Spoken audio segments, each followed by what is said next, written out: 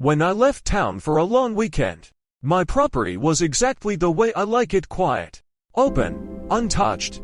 72 hours later, I came home to the sound of generators. At first, I thought it was road work. Then I saw the fencing. Bright orange mesh stretched across my south boundary. Concrete trucks idled near the tree line. A freshly poured slab steamed in the afternoon heat like it belonged there. It didn't. I parked, stepped out slowly, and just watched. Rebar grids were already set. Anchor bolts lined the perimeter. Someone had measured, leveled, poured, smoothed, signed off. On my land, the site supervisor approached me with the casual confidence of someone who assumes paperwork protects him. "Private development," he said. "Cleared parcel. We're on schedule." I asked for the parcel number. He showed me. It was close to mine. Off by a few digits. Enough to matter. Enough to be catastrophic. I didn't argue.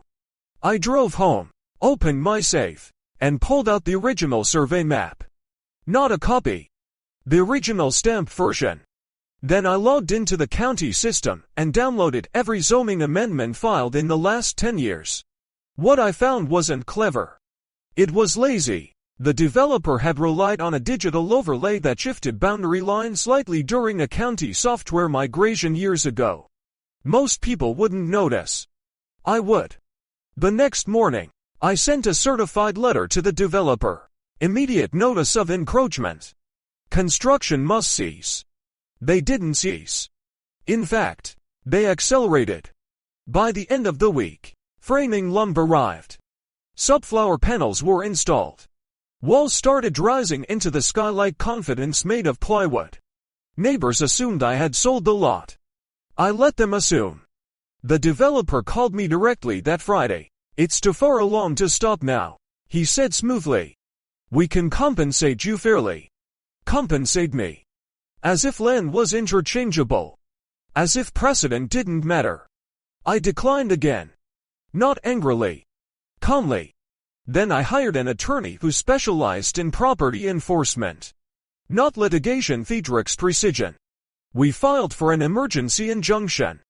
And here's where most people expect drama. There wasn't any. There was paperwork. Cold, quiet paperwork. A judge reviewed the chain of title. Survey stamps. GIS overlays.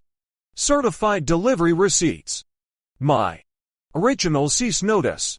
Their continued construction after notice. That last part sealed it. The court granted a temporary restraining order and authorized removal of unauthorized structures pending final judgment. That's when I called the demolition company. Not the loud, reckless kind. The quiet professionals who show up with permits printed and insurance certificates ready. The day they arrived, the house had walls, roof trusses, and half-installed windows. The same supervisor who once brushed me off demanded to see authorization. I handed him the order. He read it twice. His shoulders dropped. The demolition started at 9:12 and it wasn't explosive or chaotic. It was methodical. Roof first. Then framing. Then subfloor. Finally, the slab cut, broken, hauled away piece by piece. By sunset, the land was bare again. Except for tire tracks. The developer filed a countersuit, claiming financial damages. In court, their attorney tried to argue good faith reliance on county records. The judge asked one simple question. Why did you continue construction after certified notice? There was no good answer. The ruling was decisive. All demolition costs, developer's responsibility. All site restoration, developer's responsibility. My legal fees, reimbursed.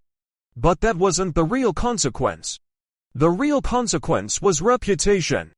In development circles, risk spreads faster than profit. No builder wants to be known as the company that built on the wrong land and had to tear down a half-finished house.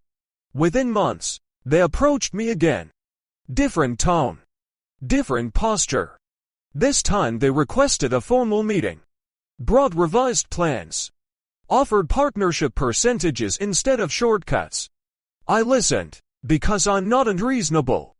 I sold them a different parcel, one I had always intended to sell, but at a premium reflecting their previous mistake. Contracts were airtight. Surveys triple verified. Boundaries staked in steel and concrete before any pour.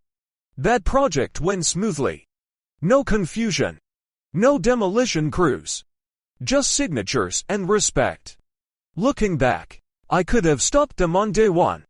I could have blocked trucks or filed immediate police reports. But stopping them early would have made it small. Letting them continue after notice made it undeniable. Sometimes power isn't loud. Sometimes it's patient. They poured the foundation while I was out of town. So I let it cure. Because when someone builds on your land without permission, the most expensive lesson isn't the concrete. It's the consequence of ignoring the person who actually owns the ground.